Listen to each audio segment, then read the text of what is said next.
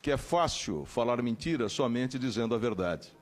Porque apontar a existência do déficit, sim, há, mas ninguém diz o porquê desse déficit e como se faz para resolver esse déficit. Então vamos analisar algumas coisas.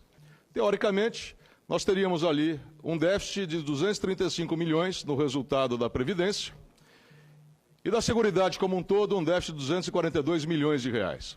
Aparentemente isso é muito dinheiro. Mas a explicação, aí sim nós temos a tônica do que acontece no país. Desses 242 bilhões de reais, nós temos que tirar 92 bilhões da DRU, que é dinheiro da Seguridade Social retirado do sistema.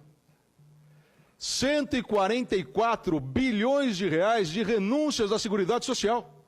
Senador, o Brasil abre mão, ou abriu mão em 2016, de 144 bilhões de reais em dinheiro devotado à Seguridade Social, que, em verdade, acabam ficando destinados a grupos econômicos. Vamos fazer uma comparação? O jeito ele administra a sua casa e o orçamento dele é insuficiente. Por que o orçamento dele é insuficiente?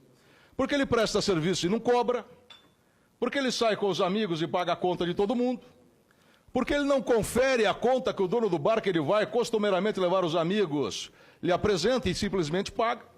Depois ele chega em casa e quer confiscar o salário dos filhos para fazer aso ao orçamento doméstico que está negativo. É isso que está acontecendo. Nós estamos abrindo mão de receitas bilionárias, e aí falamos que tem um déficit. Claro, se eu não cobro e se eu desvio aquilo que vem, eu vou ter déficit. Isso acontece em casa, isso vai acontecer em qualquer lugar. Fora isso, nós temos um déficit gerencial de 190 bilhões de reais por ano, que são os erros, fraude, sonegação e inadimplência. Se nós sobrarmos tudo isso aí, nós vamos ter 425 bilhões de reais entre déficit legislativo e gerencial. Quer dizer, é isso que nós precisamos consertar na Previdência Social. É isso que nós precisamos consertar na Seguridade Social. Fora as questões outras, como os reiterados refis, como a situação daquele que sonega imposto no Brasil, que é extremamente vantajosa. Imposto eu falo lato sensu, não estrito sensu. De maneira que quem quiser falar em déficit da Previdência, que explique que esse déficit vem da própria lei e de questões gerenciais não levadas a contento. E esses dados oficiais passados pelo próprio governo demonstram que em 2016, 144 bilhões de reais foram concedidos em isenções previdenciárias. Se nós somarmos isso aí de 2007 a 2016, nós temos 925 bilhões de reais. Quer dizer, sem corrigir, senador, o Brasil abriu mão nesses anos aí daquilo que ele pretende economizar daqui para frente, suprimindo direitos sociais. Falar em reforma da Previdência significa não há mais outros meios. Esse foi um ofício encaminhado por Vossa Excelência ao então Ministro da Fazenda, solicitando informações sobre a estimativa de sonegação fiscal e previdenciária decorrente do descumprimento da legislação trabalhista. E a resposta foi: em relação à estimativa de sonegação fiscal e previdenciária decorrente do descumprimento da legislação trabalhista, a Secretaria da Receita Federal do Brasil não dispõe de estudos parametrizados dessa natureza. Quer dizer, como é que a gente vai falar em reforma da Previdência se há sonegação fiscal e a Receita Federal não sabe qual é a sonegação fiscal?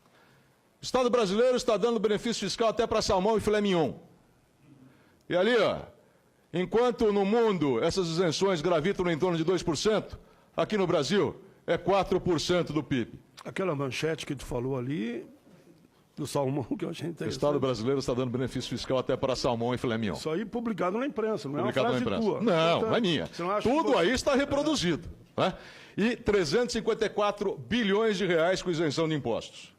Meus amigos, a PEC da Previdência está aqui. Não quer economizar R$1 trilhão? 3 anos acabando com essas isenções, sem suprimir direitos sociais, está feita a economia equivalente à reforma da Previdência.